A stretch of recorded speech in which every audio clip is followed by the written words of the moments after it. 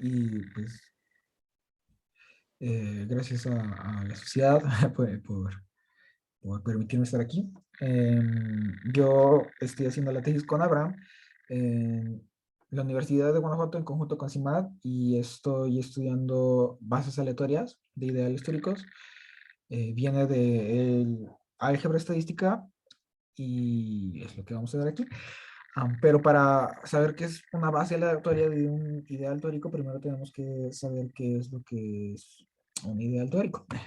Entonces, los ideales teóricos los extraemos de matrices enteras a partir de las imágenes, ¿no? En donde, bueno, podemos generar monomios, bueno, monomios y binomios con vectores enteros, como está ahí en la presentación. Eh, Simplemente cada variable lo elevamos a su entrada correspondiente en el vector entero y el ideal tórico lo obtenemos o sea, generando binomios con, que son diferencias que corresponden a este vector de enteros que tengan la misma imagen en la matriz entera, ¿no? Que es la expresión que tenemos aquí. Y, por ejemplo, ¿no? Si tenemos la matriz 1, 2, 3, 4, 1, 1, 1, 1, la primera columna y la última columna sumadas nos dan lo mismo que la segunda y la tercera, ¿no? Entonces, el vectorcito U acá y el vectorcito V tienen la misma imagen. Entonces, como la primera, o sea, es la primera entrada y la última, y la segunda y la tercera, ¿no? Entonces, es la diferencia de las variables correspondientes allí. En el caso de que saliera un 2 o un 3 o cosas mayores, sería la variable a la 2 o a la 3 o a lo correspondiente. Entonces, usando esto podemos asociar ideales teóricos a gráficas, ¿no? Por ejemplo, tenemos esta casita. Am, la, la casita pues tiene una matriz de incidencia que la podemos ver acá, ¿no? La matriz de incidencia es simplemente cada arista la ponemos como columna y ponemos unos en los vértices correspondientes y ceros en los vértices que no tienen nada que ver con la arista, ¿no? Y entonces, por ejemplo, en este caso, eh, podemos ver que los vectorcitos de aquí, que es, bueno, el primero es la tercera columna y la cuarta, tienen, bueno, sumadas, tienen la misma imagen que la, la cuarta y la sexta, ¿no? La tercera y la quinta y la cuarta y la sexta. Am, y esto se corresponde con, o sea, esto nos dice que el binomio es x4 por x6 menos x3 por x5 está en el ideal y este binomio se corresponde con un ciclo en la gráfica, que es el 2 3 5 4, ¿no? Esto es importante, va a ser importante más adelante porque nos permite, o sea, el generar gráficas nos permite generar muchos ejemplos de ideales históricos. Y eso es bueno. Entonces, algo que sucede con los ideales históricos y un poco en general, ¿no? Pero en particular con los ideales históricos es que podemos tener conjuntos generadores, ¿no? Que es simplemente un subconjunto del ideal que genera. Y a veces le podemos poner más condiciones y le llamamos base, ¿no? Esto sucede con las bases de Markov. Las bases de Markov son conjuntos generadores que tienen propiedades especiales para hacer aplicaciones en la estadística para hacer muestreos, y bases de Grobner que también son simplemente bases generadores con un poquito más de propiedades, ¿no? Pero también hay otras, ¿no? Bases de Graeber, bases de ciclos, y hay distintas bases, ¿no? Pero lo que suelen tener en común es que generan. Ahora, los casos particulares de bases de Markov y de Grobner, que muchas veces sí queremos calcular explícitamente, a veces cuando la matriz A se comienza a tornar un poco complicada, comienza a ser difícil de calcular computacionalmente. Otro ejemplo de base, un poco distinta, es la base de retícula, ¿no? ¿Y qué retícula estamos hablando? Pues la propiedad, vamos a recordar que la propiedad que define a los ideales tóricos es la propiedad de que los vectores de exponentes tienen la misma imagen, pero esto es equivalente a que exista, o sea, a que la resta de estos vectores esté en el kernel. Entonces, eso nos indica que entender el kernel entero es conveniente. Entonces, el kernel entero de la matriz entera tiene estructura de grupo abeliano libre, y como tiene estructura de grupo abeliano libre, tenemos una base que llamamos de retícula, ¿no? Que es esta base L. Y entonces, eh, de nuevo, para ideales tóricos, si B es una base de Markov o de Grobner, y abusando un poco de la notación, si W es el vector de exponentes de un elemento en B, podemos escribir ese W en términos de la base de retícula como combinación lineal. Entonces esto es importante porque nos permite ver un poco más en general a los elementos, bueno, a los elementos de las bases en términos de la base de retícula, ¿no? Entonces podemos ver las cosas a través de la base de retícula. Esto lo aprovecharon Haraoki y Takemura para evitar el cálculo de una base de Markov concreta y aún así poder realizar muestreos aleatorios. En su caso, no están realizando, o sea, no están estudiando bases de Markov asociados a gráficas, sino son unas bases de Markov, son ideales tóricos. A ver, okay. No son ideales tóricos asociados a gráficas, son ideales tóricos asociados a problemas estadísticos, ¿no? En este caso, la matriz entera A es una función de estadístico suficiente, eh, que en términos estadísticos es bonito que sea entero, ¿no? y lineal, para empezar. U es una tabla de frecuencias, entonces también va a resultar entera, y T es simplemente la estadística suficiente. Esto lo usan como para hacer muestras. Y entonces, para ir como introduciendo la parte aleatoria que introdujeron Jara y demás, podemos definir lo que es una base aleatoria de un ideal tórico, ¿no? Entonces, una base aleatoria de un ideal tórico es un conjunto de elementos del ideal tórico, pero, bueno, finito, tales que los coeficientes que utilizamos para combinar linealmente los, los elementos de la base de retícula estén dados de manera aleatoria. Y entonces, la manera en la que en el problema de Jara evitaron el cálculo de una base de Markov fue en lugar de utilizar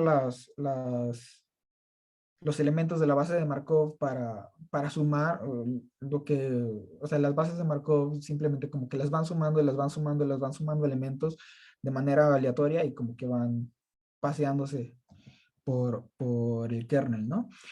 Pero entonces en lugar de tomarse elementos aleatorios de la base concreta, en lugar de calcularla concretamente, um, simplemente generan elementos aleatorios a partir de los coeficientes, ¿no? Generan coeficientes aleatorios y eso les da un elemento aleatorio del ideal teórico.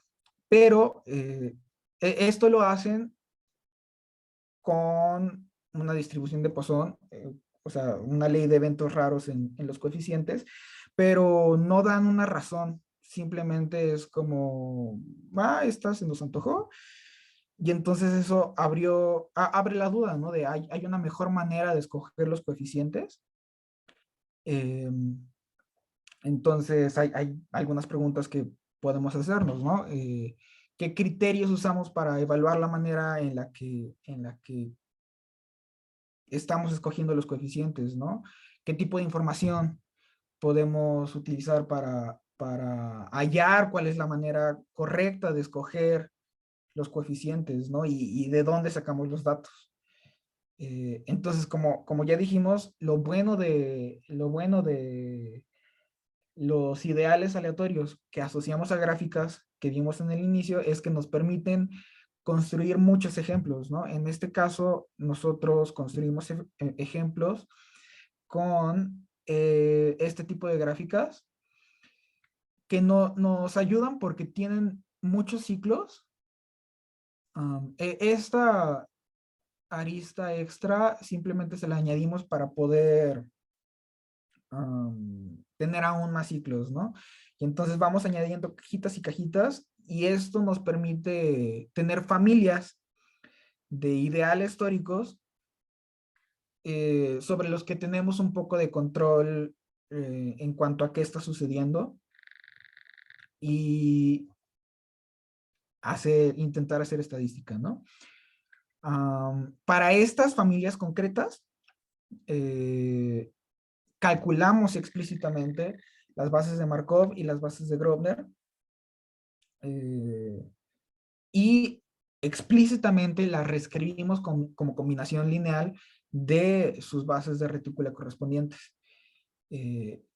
Cada una de las bases de cada uno de estos ejemplos lo convertimos en un conjunto de vectores enteros y los pensamos como puntos de dimensión D, ¿no?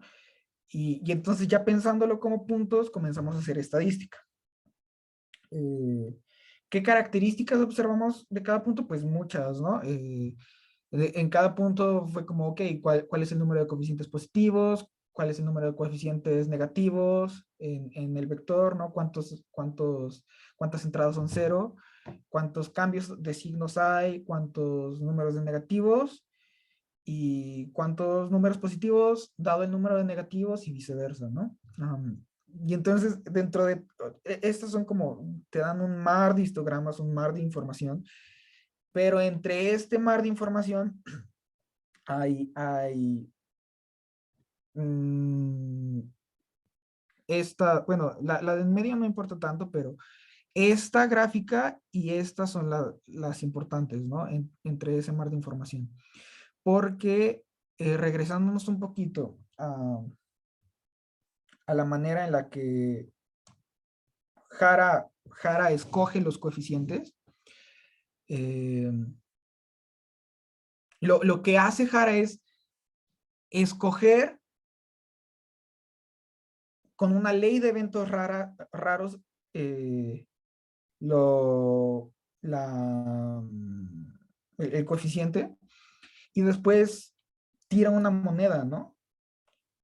El problema con eso es que si eso fuera cierto, uno esperaría aquí que la gráfica de ceros fuera más regular de lo que se ve, porque podemos ver que tiene como huecos en las posiciones impares.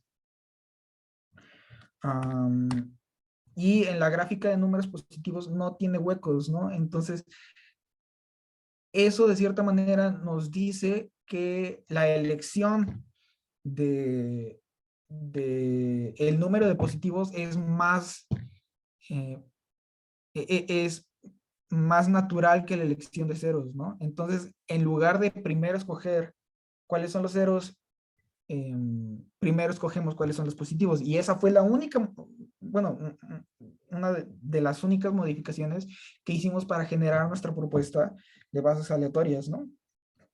Eh, entonces, para generar el vector de coeficientes, primero elegimos las posiciones positivas coordenada con una moneda pesada, ¿no? Con una moneda pesada de parámetro mu1. Después del resto de posiciones en el vector de coeficientes que estamos generando, escogemos las posiciones negativas, um, y después llenamos eh, las posiciones positivas y negativas con la ley de eventos raros, ¿no? Entonces simplemente cambiamos, mantuvimos la elección de la ley de eventos raros, pero cambiamos el orden en el que elegimos, ¿no? Eh, entonces, ¿cuáles son las diferencias concretas? Que escogemos los elementos positivos antes que los negativos, um, y eso nos quita la simetría con el signo, eh, y nunca hay una elección explícita de ceros. Um, y entonces, bueno, hemos estado comparando um, nuestro algoritmo con el de Jara. Y pues hasta ahora ver bien, ¿no?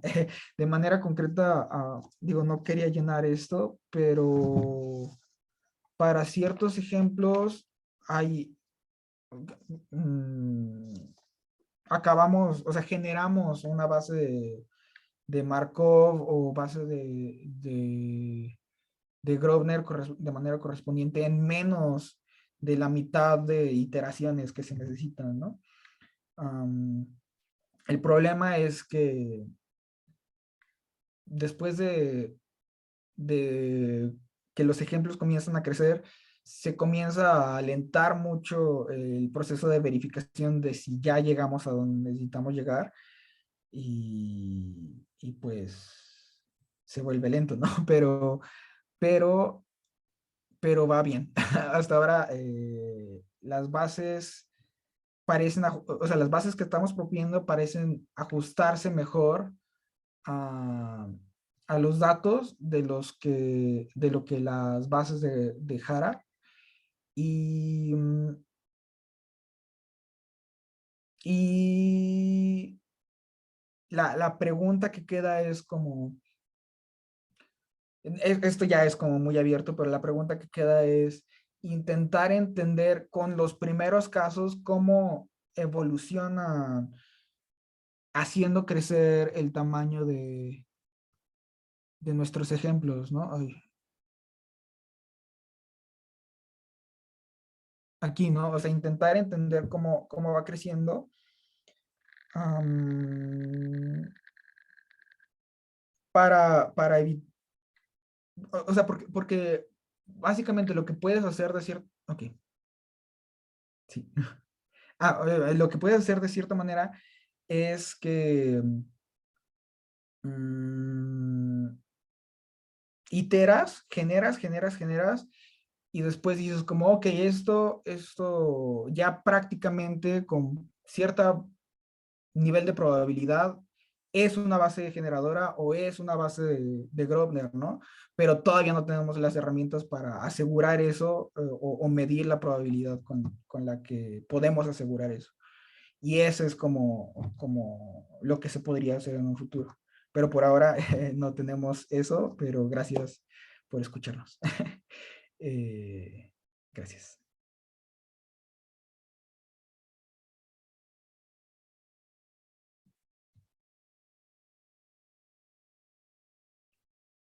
no,